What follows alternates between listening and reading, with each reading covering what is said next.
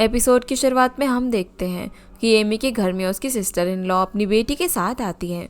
असल में उसके हस्बैंड ने उसे शियाजिंग सिटी में ही छोड़ दिया था और वो यहाँ पर अपना हिस्सा मांगने के लिए आई थी, लेकिन एमी का हस्बैंड उसे घर से बाहर निकाल देता है क्योंकि उसके ऊपर पहले से ही बहुत ज़्यादा प्रेशर था और वो अपनी सिस्टर की और उसकी बेटी की जिम्मेदारी नहीं ले सकता था। जिसके बाद उसकी सिस्टर वांग अपनी बेटी के साथ घर के बाहर ही बैठ जाती है और शेंशन और श्याओ उन दोनों के लिए कुछ स्नैक्स लेकर आती हैं। अगले दिन फिर हम देखते हैं कि सभी लोग यिमिंग के नए स्टोर पर जाते हैं। यिमिंग के स्टोर का सबसे मेन अट्रैक्शन था टेलीफोन। असल में ये उनकी एली की फर्स्ट शॉप थी जिसमें टेलीफोन, रेफ्रिजरेटर और सारा सामान था। यानी कि इतने सालों में यिमिंग ने सेल्फ एम्प्लॉयड बनकर काफ़ी अच्छा खासा अर्न कर लिया था और आगे भी वो अर्न करने वाला था, जिससे कि सभी लोग उसके लिए काफ़ी ज़्यादा खुश होते हैं और उसकी शॉप पर काफ़ी भीड़ भी हो जाती है क्योंकि सब उसे कॉन्ग्रेचुलेट करने आए थे। जिसके बाद वांग से बात करती है और उससे हेल्प मांगती है ताकि उसकी बेटी का एडमिशन उनकी सिटी के स्कूल में हो पाए। इस पर ज्वांग हेल्प करने के लिए हाँ तो कर देता है, पर वो वांग को ये भी समझाता है कि अगर उसकी बेटी का एडमिशन उनके स्कूल में हो जाता है तो फ्यूचर में उसे एंट्रेंस एग्ज़ाम देने के लिए अपनी पहले वाली सिटी में ही जाना होगा। इस पर वांग मान जाती हैं और अब ये बात ज्वांग घर आकर हुआंग को भी बताता है। इसके साथ वो ये भी बताता है कि वो आज अपने पेरेंट्स के घर गया था। असल में पेंगफाई और उसकी मॉम भी वापस घर पर आ चुके हैं, जिसकी वजह से ज्वांग के पेरेंट्स चाहते हैं कि पेंगफाई और उसका कज़न ज्वांग के साथ आकर उसके घर में रहे ताकि वो टूनान और शाओ के क्लोज से रह पाए। ये सुनकर हुआंग बिल्कुल भी खुश नहीं होती क्योंकि ज्वांग हमेशा बस अपने मॉम डैड और अपने छोटे भाई की फैमिली के बारे में ही सोच और डिसीजन लेता था, जबकि हुआंग अपने बच्चों के बारे में सोचती थी कि उन्हें किसी भी तरीके की प्रॉब्लम ना हो, इसलिए वो ज्वांग से नाराज़ भी हो जाती हैं।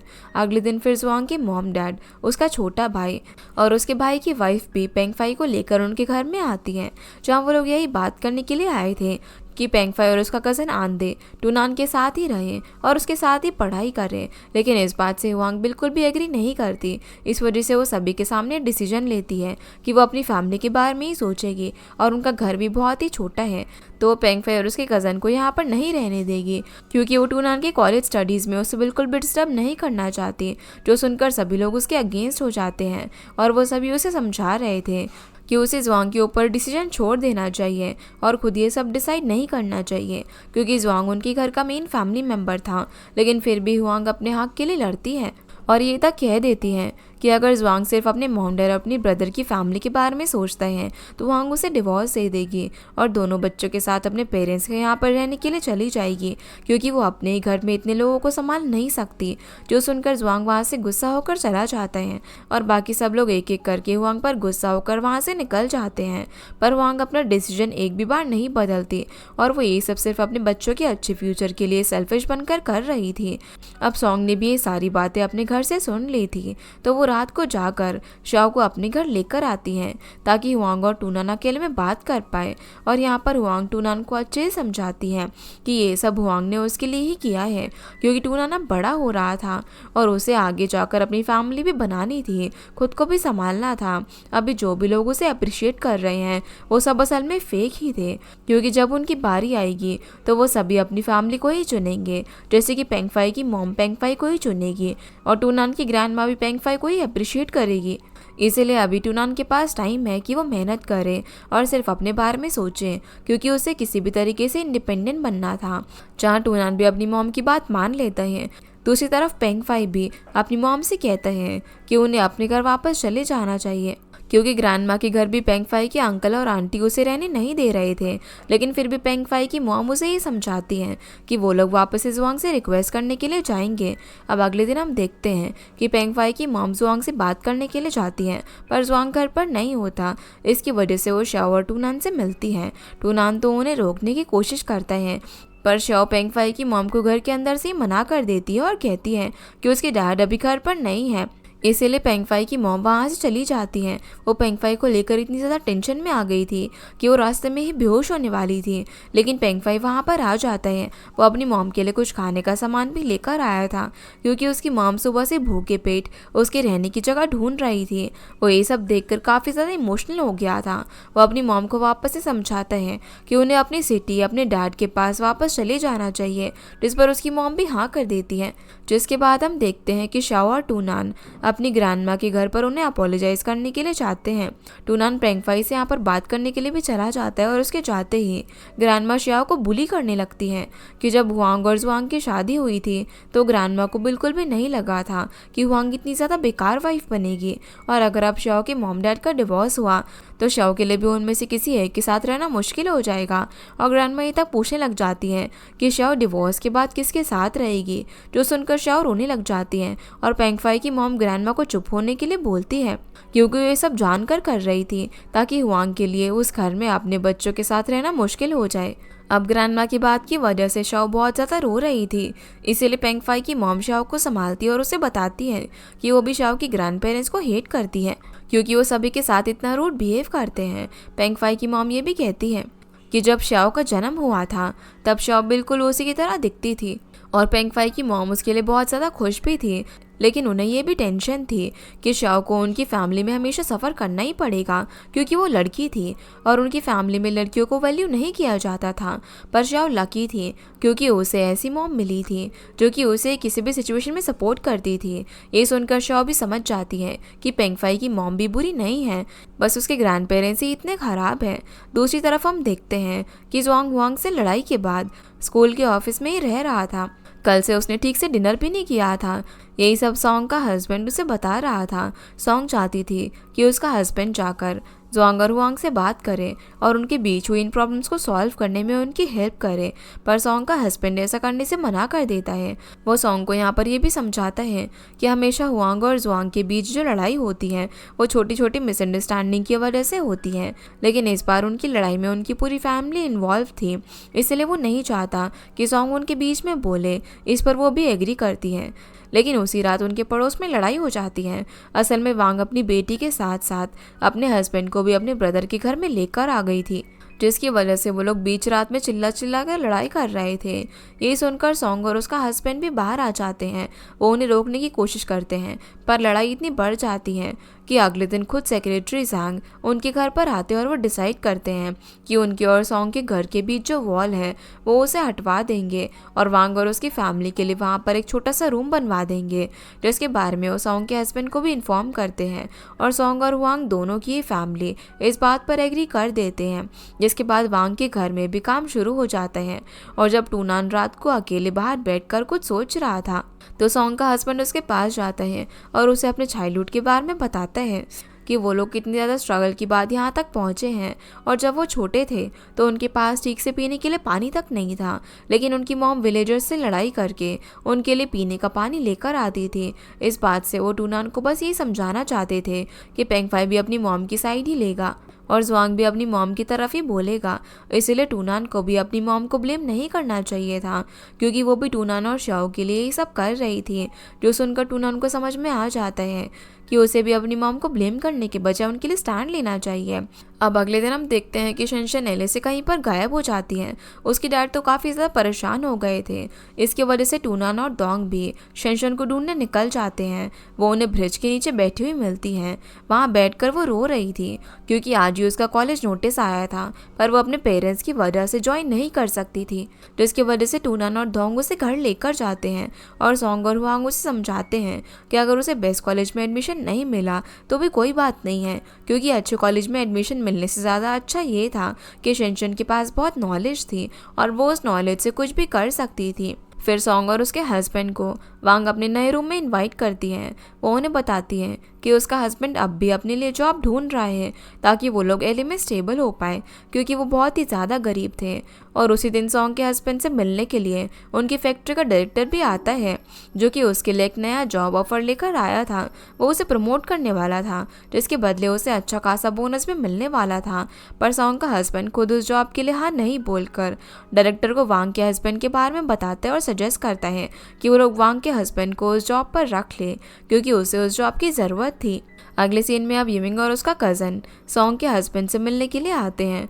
वो दोनों भी सॉन्ग से यही बात कर रहे थे कि उनकी फैक्ट्री का डायरेक्टर काफ़ी ज़्यादा रिच है और उसके घर में रेफ्रिजरेटर और वॉशिंग मशीन भी है, लेकिन डायरेक्टर से ज़्यादा केपेबल सॉन्ग का हस्बैंड है और वो भी प्रमोट होकर ये सब चीज़ें अफोर्ड कर सकता है। पर सॉन्ग का हस्बैंड उन्हें डिसीजन उस पर ही छोड़ देने के लिए कहता है। जाते जाते ये मिंग सॉन्ग से बोलता है कि वो हुआंग को स्वेटर्स के ऑर्डर के बारे में इन्फॉर्म कर दे, क्योंकि हुआंग अब से स्वेटर निट करने की पार्ट टाइम जॉब भी करने वाली थी। और ये सुनकर सॉन्ग थोड़ी सी टेंशन में आ गई थी, क्योंकि उसे डर था कि कहीं हुआंग ये सब इसीलिए तो नहीं कर रहे क्योंकि वो सच में जुआंग से डिवोर्स लेने वाली है और अकेले ही दोनों बच्चों को संभालने वाली है। इस पर सॉन्ग का हस्बैंड उसे ऐसे सोचने से मना करता है और समझाता है कि उनके बीच सब कुछ ठीक हो जाएगा, वो दोनों डिवोर्स नहीं लेंगे। रात को अब श्याओ और दोंग घर पर लौट रहे थे तो रास्ते में श्याओ को अपने डैड डिनर खरीदते हुए दिखते हैं। वो जाकर उन्हें हक कर लेती है और घर चलने के लिए बोलती हैं, क्योंकि किसी का भी मन उनके बिना नहीं लग रहा था। लेकिन फिर भी डैड घर पर नहीं आते, इसकी वजह से श्याओ बहुत रोती है। तो दोंग उसे आइसक्रीम भी दिलाता है। वो टूनान और श्याओ को एक आइडिया देता है और कहता है कि अगर वो दोनों पढ़ाई करना बंद कर देंगे तो उनके डैड वापस से घर पर आ जाएंगे। अगले दिन अब सच में उनके डैड घर पर भी आ जाते हैं, क्योंकि वो श्याओ को रोता हुआ देख नहीं पाए थे और घर आते ही वो यार्ड में हुए चेंजेस और नए रूम को देखने लग जाते हैं। जब वो अपने घर पर जाते हैं तो श्याओ ने सब कुछ बता देती है कि कैसे ग्रैंडमा ने उसे बुली किया और पेंगफाई की मॉम ने उसे संभाला। ये सुनकर जुआंग को भी समझ में आ जाता है कि उसकी मॉम डैड इस सिचुएशन में गलत थे और जुआंग को अपनी वाइफ और अपने बच्चों का साथ देना चाहिए था। तभी हुआंग भी अपनी जॉब से वापस घर पर आ जाती है। वो जुआंग से बात भले ही नहीं करती, लेकिन धीरे धीरे उनके बीच सब कुछ पहले की तरह ठीक हो रहा था। जिसके बाद हम देखते हैं कि सॉन्ग के घर में एक नया रेफ्रिजरेटर आता है, यानी कि अब उनकी फाइनेंशियल कंडीशन स्टेबल हो गई थी। और रेफ्रिजरेटर को देखकर हुआंग भी खुश होती है, क्योंकि अब सॉन्ग ज़्यादा से ज़्यादा वेजिटेबल्स और मीट को स्टोर कर पाएगी। सॉन्ग हुआंग से भी यही कहती है कि अगर वो चाहे तो वो टूनान और श्याओ के लिए भी मिल्क स्टोर कर सकती है, इसमें सॉन्ग को कोई भी प्रॉब्लम नहीं होगी। इस पर वो भी हाँ कर देती है और वो उसे दोंग के लिए भी मिल्क स्टोर करने के लिए बोलती है। जिसके बाद ये दोनों टूनान के बारे में बात करने लग जाते हैं, क्योंकि इस साल टूनान भी कॉलेज एंट्रेंस एग्ज़ाम देने वाला था और उसे इस साल अपने लिए बेस्ट कॉलेज चूज़ करना था। साथ ही साथ यहाँ पर दोनों शेनशन के बारे में भी बात करते हैं। असल में शेनशन की स्टेप मॉम यानी कि एमी इतनी ज़्यादा लिमिट क्रॉस कर चुकी थी कि वो शेनशन को घर में सोने के लिए एक सेपरेट बेड भी नहीं देती थी, ताकि वो ठीक से पढ़ाई ना कर पाए। इसलिए शेनशन ने डिसाइड किया था कि वो येमिंग से स्वेटर्स निट करने के ऑर्डर लेगी और अर्न करके पास की डॉर्मेट्री में रहेगी, जहाँ से उसका हाई स्कूल भी पास ही पड़ता है। सॉन्ग अब यहाँ पर हुआंग से एक और बात पूछती है और कहती है कि अगर टूनान कॉलेज के लिए बाहर चला जाएगा तो क्या हुआंग पेंगफाई को अपने घर पर रखेगी। इस पर वो हाँ कर देती है, क्योंकि पेंगफाई भी उसके बेटे जैसा था और क्योंकि पेंगफाई की घर की कंडीशन ठीक नहीं थी तो वो उसे अपने साथ रखने के लिए तैयार थी, क्योंकि उसे बस यही सोचना था कि टूनान की जगह उसके साथ पेंगफाई रह रहा है। पर हुआंग थोड़ी सी कंफ्यूज भी थी, क्योंकि उसे वो सब नहीं झेलना था जो कि उनकी फैमिली ने पहले झेला था, यानी कि जैसे राशन की प्रॉब्लम। दूसरी तरफ हम देखते हैं कि जुआंग और सॉन्ग का हस्बैंड टूनान के कॉलेज सिलेक्ट करने में हेल्प कर रहे थे, उसे समझा रहे थे कि उसके लिए कौन सा कॉलेज बेस्ट रहेगा। जो सब कुछ दोंग और श्याओ भी बाहर से चुपकर सुन रहे थे। जैसे ही दोंग के डैड उससे पूछते हैं कि वो यहाँ पर क्या कर रहे हैं तो वो दोनों बहाना बना देते हैं कि दोंग अपने डांस कंपटीशन की प्रैक्टिस कर रहा है। जिसके बाद टूनान अपने एंट्रेंस एग्जाम की तैयारी में लग जाता है। उसकी फैमिली के साथ साथ सॉन्ग की फैमिली भी उसे पूरा सपोर्ट कर रही थी। इसकी वजह से टूनान के एग्ज़ाम्स काफ़ी अच्छे जाते हैं और रिजल्ट के दिन वो अपने साथ श्याओ को लेकर जाता है। सभी लोग घर पर गुड न्यूज़ का वेट कर रहे थे और टूनान आते ही उन्हें बताते हैं कि वो अच्छे ग्रेड से पास हो चुका है। जो सुनते ही सभी लोग काफ़ी खुश हो जाते हैं और छोटा सा सेलिब्रेशन करते हैं। यहाँ पर टूनान ने ये भी सोच लिया था कि वो आर्किटेक्चर कॉलेज में ही जाएगा, क्योंकि बचपन से उसका इंटरेस्ट आर्किटेक्चर में ही था। लेकिन तभी टूनान के लिए शॉप पर एक कॉल आता है। जब वो कॉल पिक करने के लिए जाता है तो असल में वो कॉल उसके स्कूल टीचर का था, जो इन्फॉर्म करते हैं कि टूनान अच्छे ग्रेड से पास हो गया है, पर उसकी फिजिकल एग्जाम में कलर डेफिशिएंसी डायग्नोस हुई है, यानी कि उसकी आंखें थोड़ी सी वीक थी। इसकी वजह से उसका एडमिशन भी रुक सकता था। ये सुनते ही टूनान के साथ साथ उसकी फैमिली भी टेंशन में आ जाती है और जुआंग दिल्ली से जाकर एक कलर ब्लाइंड टेस्ट लेकर आता है, क्योंकि अगर टूनान कोशिश करेगा तो वो इस टेस्ट में भी पास हो सकता है, क्योंकि आर्किटेक्चर कोर्स में जाने के लिए उसकी आईसाइट अच्छी होनी चाहिए। फिर जुआंग हुआंग से शंघाई जाने की बात करते हैं, क्योंकि वहाँ पर टूनान के कलर ब्लाइंडनेस का टेस्ट करवाकर वो लोग उसके एडमिशन में हेल्प कर सकते थे। जिसके बाद हम देखते हैं कि वांग अपने कुछ वेजिटेबल्स सॉन्ग की फ्रिज में रखने के लिए जाती हैं। उसका फ्रिज पहले से ही बहुत सारे सामान से भरा हुआ था। फिर ज़ोंग और टूनान दोनों ही ट्रेन से शंघाई के लिए निकल जाते हैं। वांग का किसी भी चीज़ में यहाँ पर ध्यान नहीं लग रहा था क्योंकि उसे टूनान की काफ़ी टेंशन थी। दूसरी तरफ टूनान और ज़ोंग रेडी होकर शंघाई के एडमिशन डिपार्टमेंट में जाते हैं, जहाँ पर मिस सॉन्ग से मिलते हैं और ज़ोंग मिस सॉन्ग को समझाने की पूरी कोशिश करता है कि उसके बेटे को एक चांस मिलना चाहिए क्योंकि वो पढ़ाई में बहुत ही अच्छा है और उसकी आई साइट में भी कोई ज़्यादा प्रॉब्लम नहीं है, वो आर्किटेक्चर कॉलेज में जा सकता है। इसके साथ साथ वो उन्हें ये भी कहता है कि टूनान अभी उसी वक्त कलर ब्लाइंड टेस्ट भी दे सकता है। लेकिन यहाँ पर टूनान ने एक गलती कर दी थी। उसने जितने भी फिगर्स थे उन्हें याद कर लिया था और वो उन फिगर्स को देखकर और ऑब्जर्व करके नहीं बल्कि याद करके पहचान रहा था। इसकी वजह से मिस सॉन्ग टूनान को बाहर भेज देती है और वो ज़ोंग को समझाती है कि वो अपने बेटे को चीट करना सिखा रहा है। ये सब एंट्रेंस एग्जाम के रूल्स के अगेंस्ट है, जो सुनकर ज़ोंग को भी काफ़ी गिल्टी फील होता है। वो मिस सॉन्ग से माफ़ी मांगता है। दूसरी तरफ श्याओ घर में रखा हुआ खराब खाना खा लेती है, जिसकी वजह से उसके पेट में काफ़ी दर्द होता है और दोंग उसे घर पर ही मेडिसिन बनाकर देता है, लेकिन उससे भी उसे कोई फ़ायदा नहीं होता। तो दोंग उसे अपने शोल्डर पर उठाकर हॉस्पिटल लेकर जाता है, जहाँ पर पहले से युवांग को भी एडमिट किया गया था क्योंकि उसे ठीक से खाना ना खाने की वजह से हाइपरग्लाइसीमिया हो गया था और श्याओ को खराब खाना खाने से फूड पॉइजनिंग। जैसे ही अब हुआंग को होश आता है तो उसके सामने ज़ोंग और टूनान होते हैं। ज़ोंग यहाँ पर उसे बताते हैं कि दोंग सही टाइम पर शुआंग को हॉस्पिटल लेकर आ गया था और ज़ोंग उन दोनों को अपना ध्यान रखने के लिए बोलता है। जहाँ श्याओ को भी होश आ चुका था, वो टूनान से पूछती है कि वो लोग शंघाई गए थे तो कुछ हुआ या फिर नहीं। तभी टूनान बताता है कि वो आर्किटेक्चर कॉलेज के लिए सिलेक्ट हो गया है और हम देख पाते हैं कि असल में मिस सॉन्ग ने इन दोनों को जाते हुए रोक लिया था और ये बताया था कि उनके आने से पहले ही मिस सॉन्ग ने टूनान के स्कूल में बात कर ली थी और टूनान का स्कूल इंप्रेशन और ग्रेड हमेशा से ही अच्छे हैं और उसकी आई साइट की प्रॉब्लम भी आर्किटेक्चर कोर्स में ज़्यादा इफेक्ट नहीं करेगी, इसीलिए वो उसे सिलेक्ट कर रहे हैं। ये न्यूज़ अब पूरी एलए में भी वायरल हो जाती है और सभी लोग काफ़ी खुश होते हैं। वो लोग हुआंग को कॉन्ग्रेचुलेट करते हैं। जब हुआंग घर आकर इतनी ज़्यादा खुश थी कि वो ज़ोंग के साथ इतने टाइम बाद डांस भी करती हैं और वो पेंगफाई को भी अपने घर रखने के लिए मान जाती हैं, जिसकी वजह से ज़ोंग भी पेंगफाई की मॉम को कॉल करके ये न्यूज़ देता है और पेंगफाई अपनी आंटी के घर जाने की तैयारी करने लग जाता है।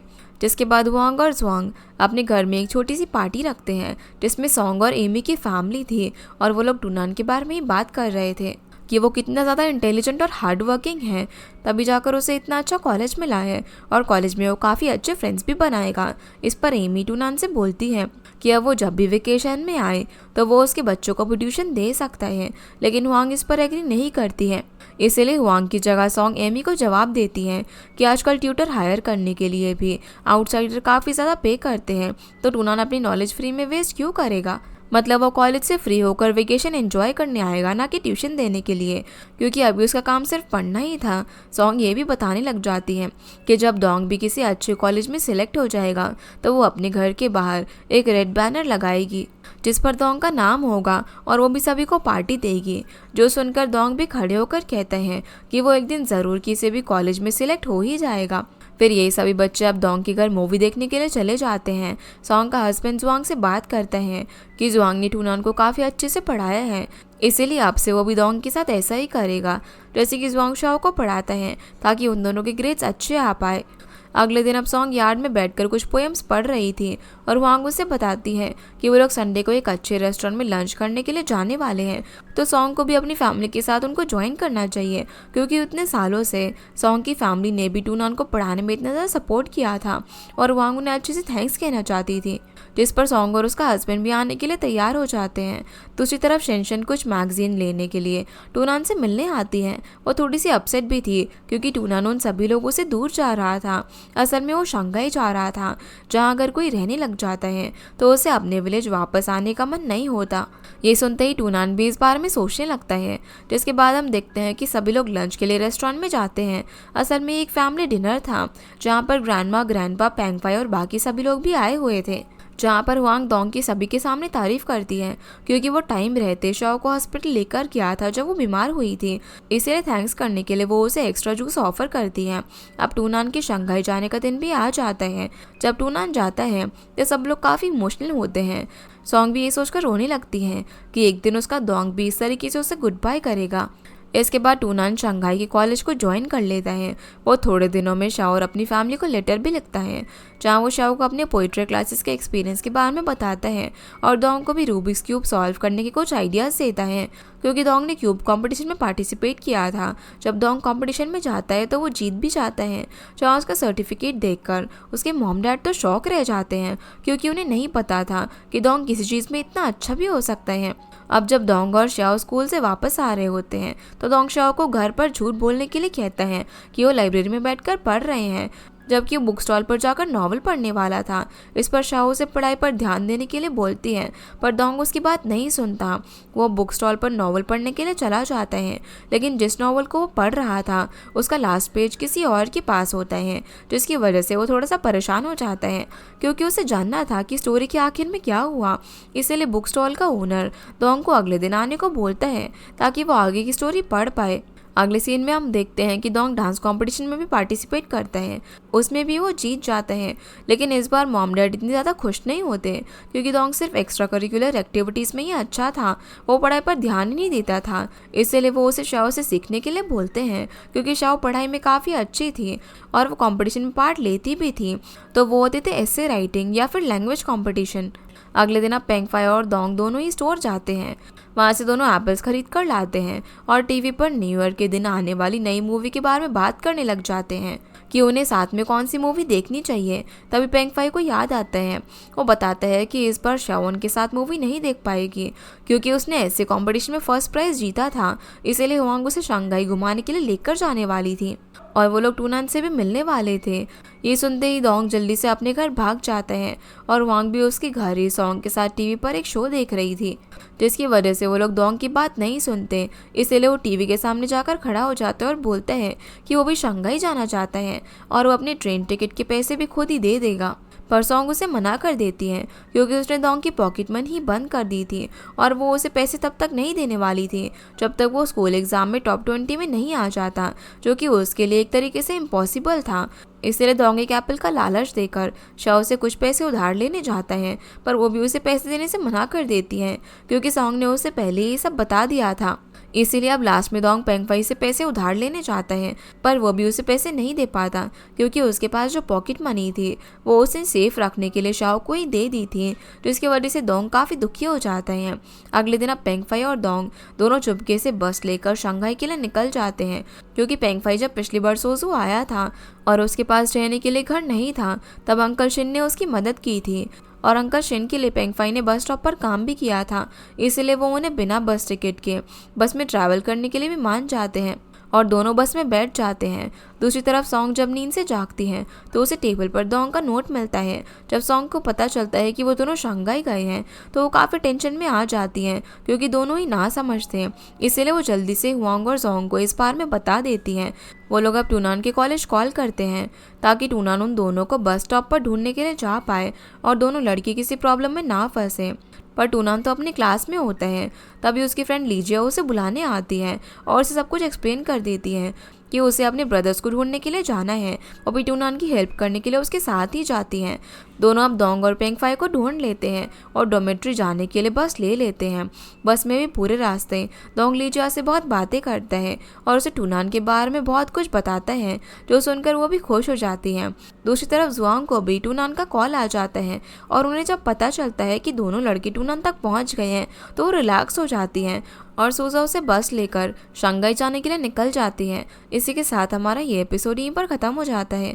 तो गाइस, ये थी आज की वीडियो एंड आई होप आप लोगों को ये वीडियो पसंद आई होगी। तो इस वीडियो को लाइक कर चैनल को सब्सक्राइब ज़रूर कीजिएगा। आपसे फिर मिलते हैं इस ड्रामा के अगले एपिसोड में, तब तक के लिए गुड बाय।